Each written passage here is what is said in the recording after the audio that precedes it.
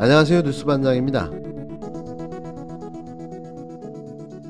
이 기고만장함을 어떻게 해야 할까요? 이제 56일 후면 정치권을 떠나야 할지도 모르는 운명을 가진 영올드보이 이준석 국힘당 대표. 오늘도 말도 안 되는 헛소리를 늘어놓으며 마치 자기가 제갈 공명인 양 떠들어댔는데요. 이 극우의 망상가를 어찌해야 좋을지 싶습니다. 모든 사안을 대선의 유불리로 이분법화하며 자신의 주장을 개똥 전략이랍시고 주저리 떠들어대고 있는데요. 이제는 보기도 힘들 지경입니다. 결국 자신의 의혹 앞에 무릎 꿇고 자진투항한 그의 운명이 오죽하겠습니까? 자기랑 생각이 다르면 극우라고 하는 것 자체가 기본적으로 꼰대 전형이죠. 그렇기 때문에 전 유시민 전 이사장께서 사실 저분이 예측한 것 중에 그렇게 맞는 게 많지는 않습니다. 예전에는 예를 들어서 한동훈 검사가 본인에 대해 가지고 어떻게 했다 이런 식으로 이야기하다가 거의 사실이 아닌 것으로 이제 드러나가지고 망신을 사기도 했고요. 저는 기억하는 게 10년 전에 당대표 이준석이 아니라 갓 이제 비대위원으로 들어왔던 이준석한테 그냥 다짜고짜 이준석은 20대 MB다 이랬던 적도 있거든요. 아, 그래요?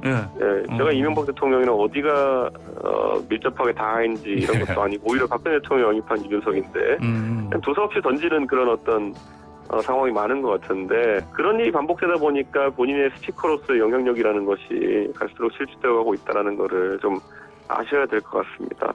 이준석 국힘당 대표는 12일 유시민 전 노무현재단 이사장에 대해 본인과 생각이 다르면 극우라고 하는 것 자체가 기본적으로 꼰대의 전형이라고 꼬집었습니다. 유 전 이사장이 여성가족부 폐지 등 윤석열 국힘당 대선 후보의 공약에 대해 캠프 메시지와 관련해 극우 성향을 가진 청년들이 뭔가를 꾸미는 게 아닌가 의심이 든다고 한 발언을 겨냥한 건데요. 이 대표는 이날 YTN 라디오 황보선의 출발 새아침에서 젊은 세대의 생각을 저희가 투영한다고 해서 그걸 극우라고 표현하는 것 자체가 본인 빼고 다 극우라는 얘기가 아닌가라며 이같이 지적했습니다. 이 대표는 또 유 전 이사장께서 예측한 것 중에 그렇게 맞는 게 많지 않다며 예전에 한동훈 검사가 본인에 대해 어떻게 했다는 식으로 이야기했다가 사실관계가 아닌 것으로 드러나 망신을 사기도 했다고 비아냥댔는데요. 그러면서 10년 전에 갓 비상대책위원으로 들어온 이준석에게 다짜고짜 이준석은 20대 MB라고 했던 적도 있다. 박근혜 전 대통령이 영입한 이준석인데 제 어디가 이명박 대통령과 밀접하게 닿아있는지라며 두서없이 던지는 상황이 반복되다 보니까 본인의 스피커로서의 영향력이 갈수록 실추되고 있는 것을 아셔야 할 것이라고 옹알거렸습니다. 윤석열 선거대책본부의 20대 MB는 없다는 의미냐는 질문에는 MB가 극우도 아닐 뿐더러 사실 유 전 이사장이 누군가를 극우로 지칭하려면 누군가를 굉장히 묘사하려면 근거가 있어야 한다며 애초에 근거가 없으면 본인 스스로가 막말이라고 읊조렸는데요. 정치를 되게 못되게 배웠어요.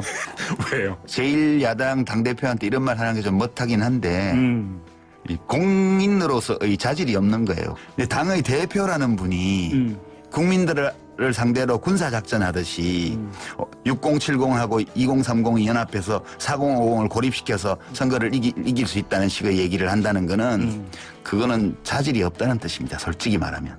정치를 게임하듯 한다. 유권자를 전술 전략의 대상으로 삼는다. 이 비판은요? 아니 선거를 하면서 집중 공략하는 핵심 지지층과 그리고 저희 메시지에 반응할 그런 층을 예측해가지고 던지는 것이지 그것을 어떻게 그러면은 선거를 치르겠습니까? 예를 들어 2030, 4050, 6070에 동시에 들어가는 메시지가 있는지 그런 거라면 다 그냥 좋은 게 좋은 거지 하는 소리밖에 없는 거거든요. 실제 표심에 영향을 못 미치는. 저는 반대를 위한 반대를 하고 있는 유시민이라는 아주 이제는 영향력을 상실해가는 논객의 모습을 보면서 이제 좀 안타까운 모습이 듭니다. 유 전 이사장이 본인에 대해 정치를 못되게 배웠다고 한 데 대해서는 유 전 이사장이 저한테 무슨 세대를 갈라치게 한다고 할 필요는 없다며 실제 더불어민주당의 전략 자체가 지금까지 굉장히 갈라치기였기 때문에 국민들이 굉장히 부정적인 인식을 가지고 저희의 메시지에 반응하는 것이라고 응수했습니다. 이어 사실 2030에서 여가부 폐지에 대해 이렇게 강하게 반작용이 나올 수 있는 것은 실제로 여가부를 중심으로 해서 특정 성별을 갈라치게 했던 굉장히 큰 작용이었기 때문이라며 본인들이 했던 것부터 되짚어봐야 한다고 목소리를 높였는데요.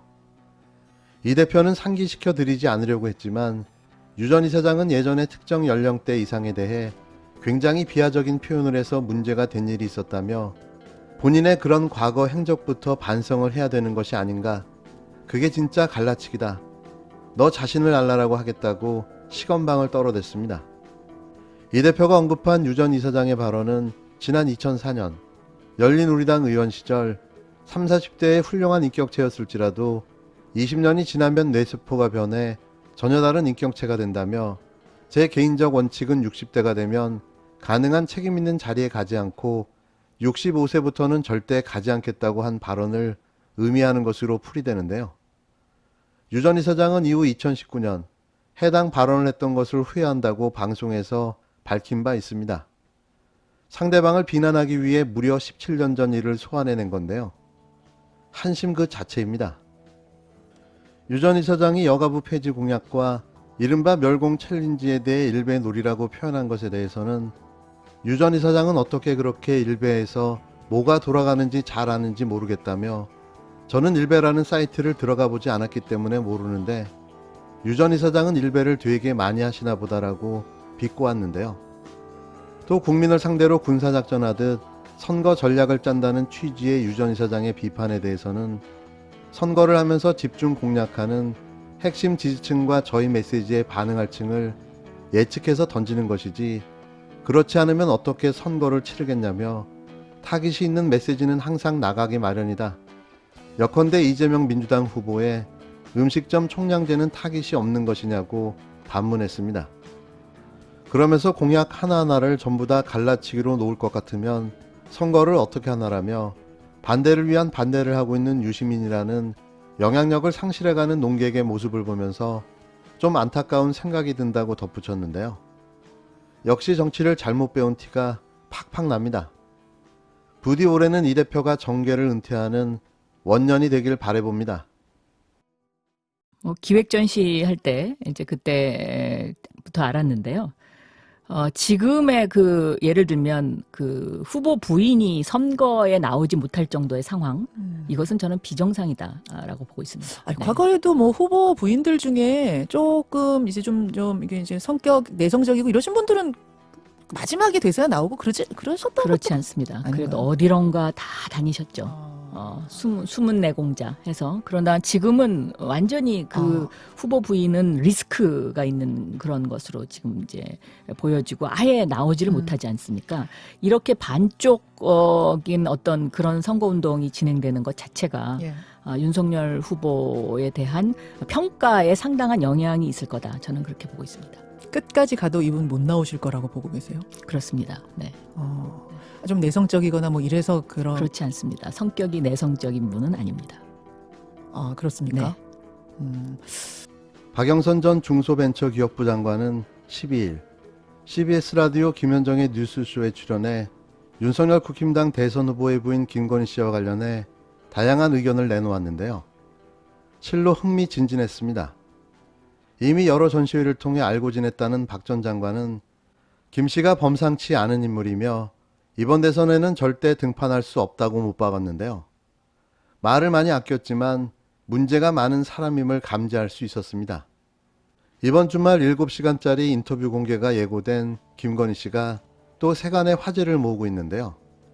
이미 그 녹취록을 들어본 언론인들은 혀를 내두르고 있을 정도입니다. KBS 홍사훈 기자는 자신의 SNS를 통해 아마도 이번 주 일요일 공개될 것으로 추정된다면서도 그 전에 뉴스로 먼저 일부가 까질지도 모른다고 현재 상황을 설명했는데요. 이미 녹취록을 들어본 걸로 보여지는 홍 기자는 사람의 생각과 살아온 인생은 그 사람의 말로 나타난다며 들어보니 정말 가관이라는 충격적인 말을 남겼습니다. 이러니 기대를 안 할 수가 없는 거죠. 기대가 만땅입니다. 오늘 아침 보도를 보니까 김건희 씨가 한 기자와 총 7시간 통화한 녹음 내용이 곧 공개될 거다. 이 보도 보셨어요? 저는 뭐 조금 전에 들었습니다. 제가 보도를 보지는 지금 못하고. 이슈가 워낙 근데 돼가지고 아침에. 세상에 어느 대선 후보 부인이 기자와 7시간씩 통화를 하겠습니까? 그거 하나만 보더라도 어떤 성격의 소유자인지는 짐작이 가실 거다. 저는 이렇게 생각합니다. 그 통화 녹음 내용이 나오면은 그것도 또 조금 선거에 영향을 줄 거라고 보세요? 뭐 안 들어봐서 모르겠습니다만 모르지만, 예. 그렇지 않을까. 그럴 거라고 보신다는 네. 거죠.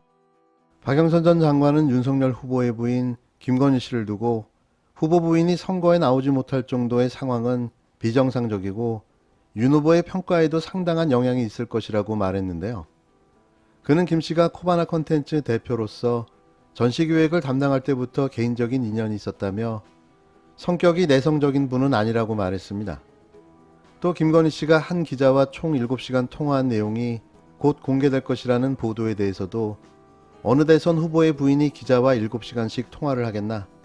그것 하나만 보더라도 어떤 성격의 소유자인지는 짐작이 가실 것이라고 못 박았는데요. 박 전 장관은 지난달 김 씨가 대국민 사과에 임한 이후에도 김 씨를 기획력, 연출력, 연기력 등이 남들보다 굉장히 차별화된 사람이라고 평가하고 굉장히 얌전한 분처럼 나오셨는데 제가 아는 그분은 그렇지 않다고 밝히기도 했습니다. 진짜 본 모습은 따로 있는 거죠. 아마도 이번에 공개되는 녹취록으로 김 씨의 수준을 어느 정도 짐작할 수 있을 텐데요. 또 이번엔 무슨 말로 자신의 부인을 감싸게 할까요? I believe 2탄을 찍는 걸까요? 그 못 볼 꼴을 더 이상 보고 싶지 않습니다.